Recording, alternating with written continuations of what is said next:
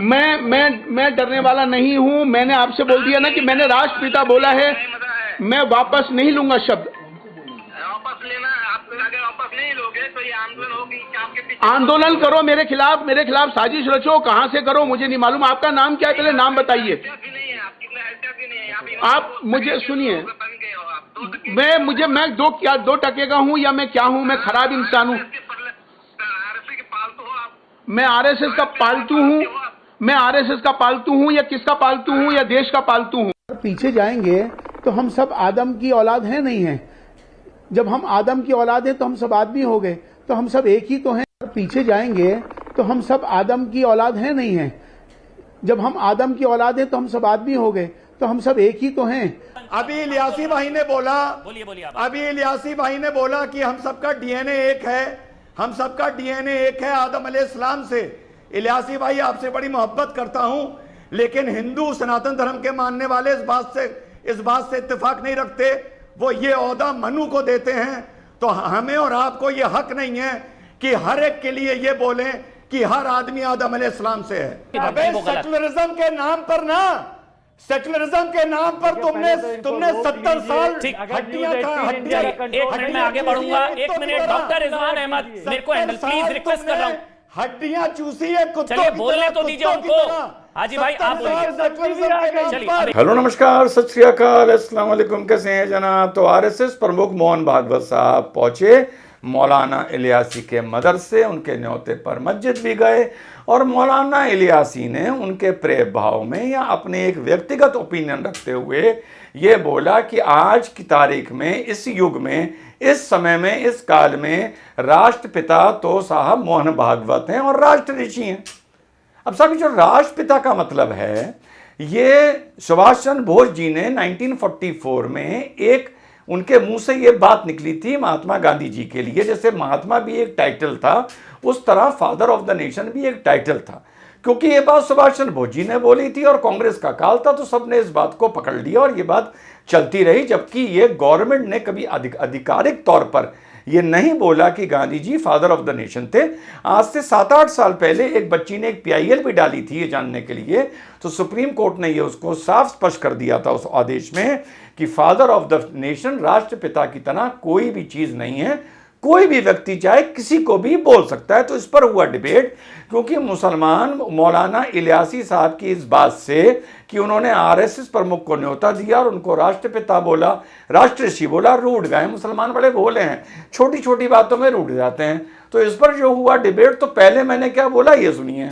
जी शुक्रिया। जय हिंद, वंदे मातरम। जब नुपुर का मैटर था तो मैंने एक बात बोली थी आप ही के डिबेट में, शायद आपको याद हो, कि जो ये ब्लास्फमी होती है या ईश निंदा होती है, ये सिर्फ हमारे लिए हजूर, कुरान या इस्लाम की शान में कुछ अगर बोल दो, सिर्फ वहां तक ये सीमित नहीं है। ईश निंदा हमारे यहाँ वो भी होती है अगर किसी गलत आदमी की तारीफ कर दो। जैसे आप यहूदियों की तारीफ कर दो, जैसे आप आरएसएस की तारीफ कर दो, मोहन भागवत जी की कर दो, नरेंद्र मोदी की कर दो, योगी की कर दो, वो भी ईश निंदा की ही कैटेगरी में आता है इन लोगों के लिए। यही मैं उस दिन समझा रहा था। पता नहीं आपको याद होगा नहीं, इतना आप डिबेट में रहते हैं और मॉडरेट करते हैं। मैंने ये बात 2-3 चैनल्स पर बोली थी। साहब, इन लोगों को गलत पहाड़ा पढ़ा दिया गया है जिंदगी का। 2 into 2 इनको 5 पढ़ा दिया गया है, 2 into 3 इनको 9 पढ़ा दिया गया है। अब ये लोग बस पूरी दुनिया में, आप देखिए, हमारी जो आइडेंटिटी है, आइडेंटिटी जो होती है, कुछ यहूदियों की है, कुछ क्रिश्चियंस की है, कुछ सरदारों की है, कुछ पारसियों की है। हमारी आइडेंटिटी जो है ये सूखी दादागिरी बन के ही रह गई है।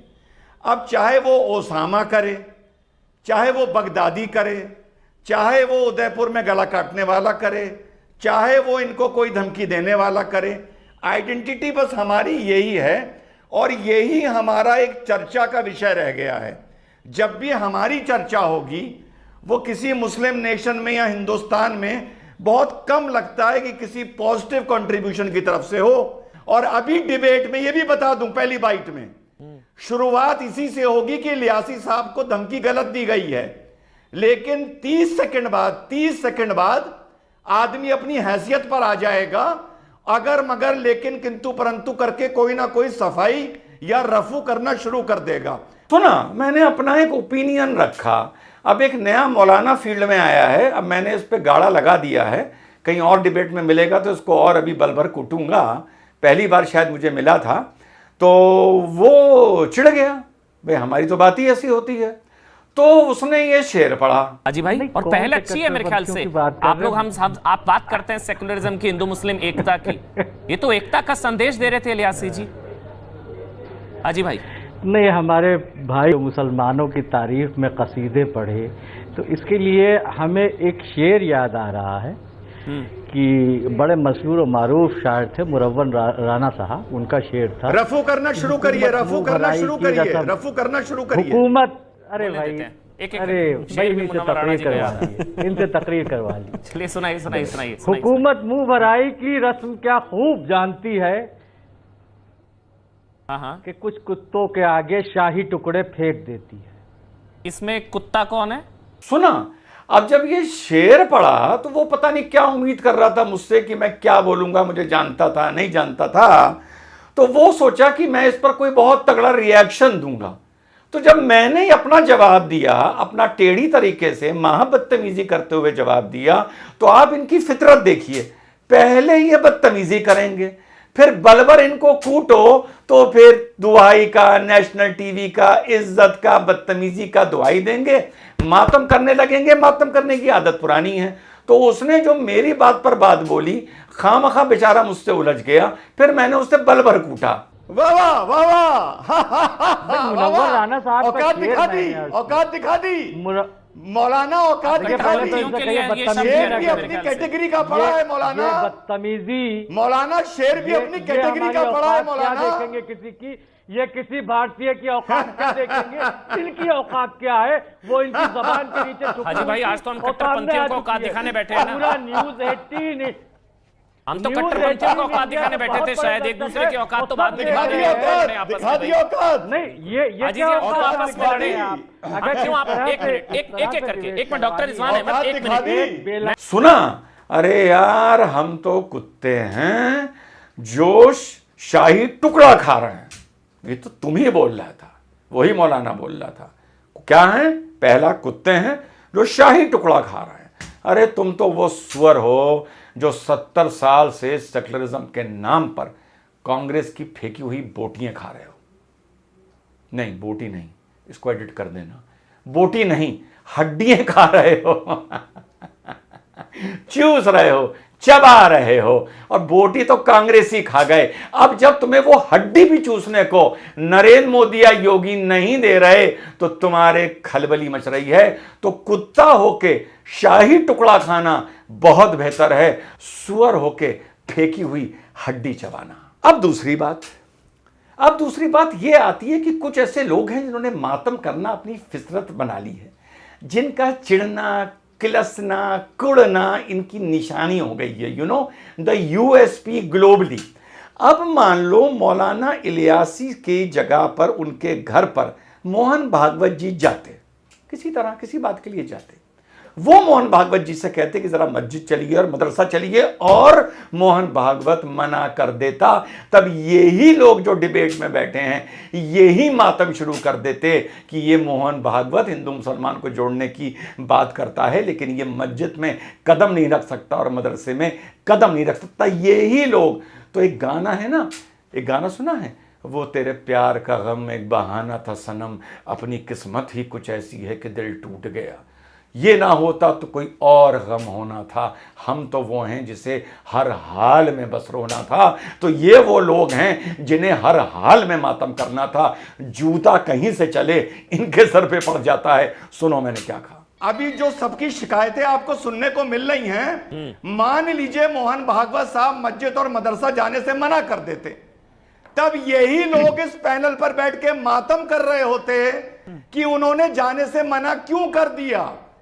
वो तेरे प्यार का गम एक बहाना था सनम, अपनी किस्मत ही कुछ ऐसी है दिल टूट गया, हम तो वो हैं जिसे हर हाल में मातम करना था। ठीक है, फखरुल भाई जाओ तब भी ये मातम करेंगे, ना जाओ तब भी ये मातम करेंगे। सुना, अब भैया जब अगर राष्ट्रपिता की फिर बात आ गई तो मैंने भैया साफ कह दिया, राष्ट्रपिता अगर इस देश का है तो चक्रवर्ती महाराज भरत है, सीधी बात, नो डिस्प्यूट। और आप लोगों को भी ये बात याद रखनी है, the father of nation is Chakravarti Maharaj Bharat. उसके आगे अगर आप चलिए तो कौन है? मर्यादा पुरुषोत्तम राम इस देश के फादर ऑफ द नेशन हैं। उसके आगे और चलिए तो चंद्रगुप्त मौर्य, जिसने पहला सबसे बड़ा एंशिएंट हिस्ट्री में और मिडिवल हिस्ट्री में बनाकर सबसे बड़ा एम्पायर खड़ा किया, द मौर्यन एम्पायर, सबसे पहले में।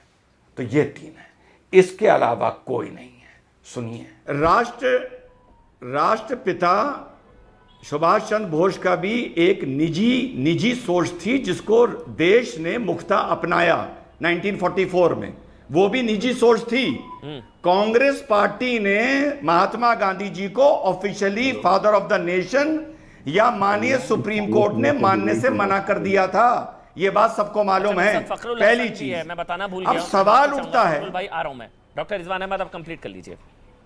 जी जी जी जी जी। और दूसरी बात, अगर इस देश में कभी यह डिबेट होना भी है कि राष्ट्रपिता कौन है, तो भैया चक्रवर्ती महाराज भरत भारत के राष्ट्रपिता हो सकते हैं, मर्यादा पुरुषोत्तम राम भारत के राष्ट्रपिता हो सकते हैं, मॉडर्न हिस्ट्री में, मिडिवल हिस्ट्री में चंद्रगुप्त मौर्य, जिसने पहली बार अखंड भारत का सबसे बड़ा शासन किया, वो फादर ऑफ द नेशन हो सकते हैं। महात्मा गांधी महान थे, लेकिन आए वो बहुत बाद में थे। ठीक।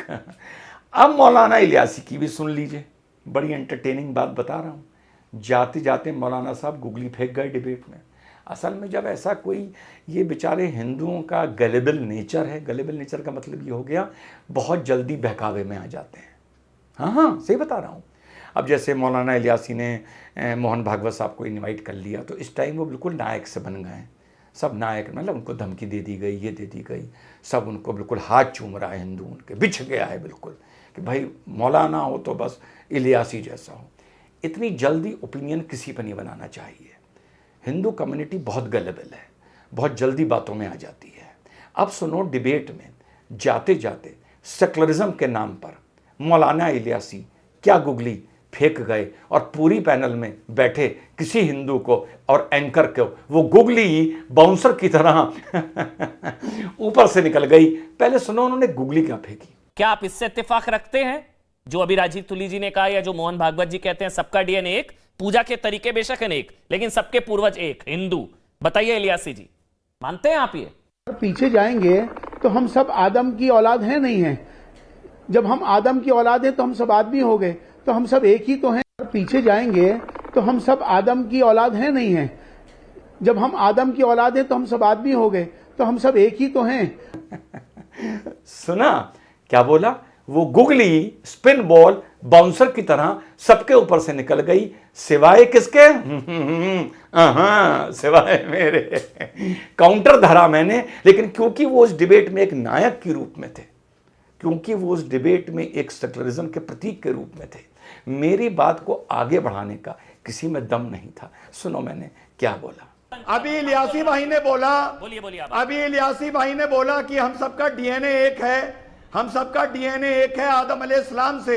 इलियासी भाई, आपसे बड़ी मोहब्बत करता हूं, लेकिन हिंदू सनातन धर्म के मानने वाले इस बात से इत्तेफाक नहीं रखते।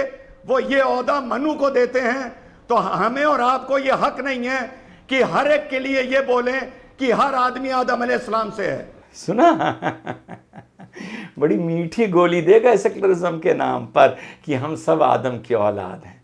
भैया, हम मुसलमान तो मानते हैं हम आदम की औलाद हैं, लेकिन हिंदू इससे इत्तेफाक नहीं रखता, सनातन धर्म मानने वाला इससे इत्तेफाक नहीं रखता, क्रिश्चियन कन्फ्यूशियंस, चाइनीज कन्फ्यूशियंस इससे इत्तेफाक नहीं रखते। तो यार अपनी थ्योरी सब पर क्यों थोपते हो? तुमने बता दिया सबका डीएनए एक है, सब आदम अलैहिस्सलाम की औलाद हैं। अरे भैया, हम मानते हैं हम आदम अलैहिस्सलाम की औलाद हैं, हम मानते हैं ना, हम मुस्लिम हैं। तुम दूसरे पे क्यों थोप रहे हो जो मानता है कि वो मनु से उसका इस पृथ्वी पर मनुष्य का वंश चला है? क्यों थोप रहे हो? तुम्हें यह कहना चाहिए, अगर तुम सच्चे सेकुलर हो, कि हम मानते हैं, हम माना चाहिए, हम मानते हैं कि हम आदम की औलाद हैं, लेकिन हमारे हिंदू भाई मानते हैं कि वो मनु की औलाद हैं। जो भी जिसकी औलाद है, हम सब इंसान की औलाद हैं, ये बोलना चाहिए।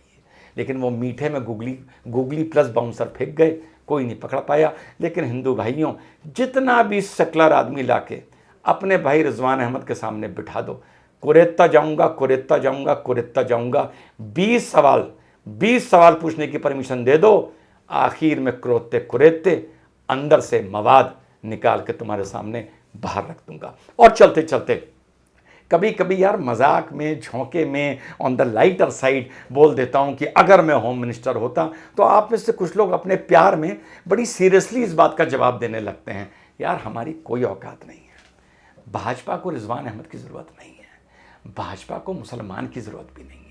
वो तो भाजपा यहाँ का सेकुलरिज्म का ताना बाना थोड़ा बना रहे, उसलिए थोड़ा मुसलमानों को लिफ्ट दे देती है। हमारी ज़रूरत नहीं है भाजपा को। रिजवान अहमद को भाजपा MLC नहीं बनाएगी। सांसद और होम मिनिस्टर तो ऑन द लाइटर साइड हम बोल देते हैं, पर आप लोग जब उसका सीरियसली जवाब देने लगते हो ना, तो उस मज़ा आप किरकिरा हो जाता है। सीरियसली जवाब ना दिया करो, मुझे बोलने दिया करो कि अगर मैं होम मिनिस्टर होता तो क्या करता, अगर मैं होम मिनिस्टर होता तो मैं ये कर देता या वो कर देता। तो it is on the lighter side, don't take it seriously. The moment you take it seriously, तो इस तरह का हिलेरियस या लाइटर साइड या जोक या किडिंग करना मुझे थोड़ा सा फिर बुरा लगने लगता है। जय हिंद, वंदे मातरम, खुदा हाफिज़।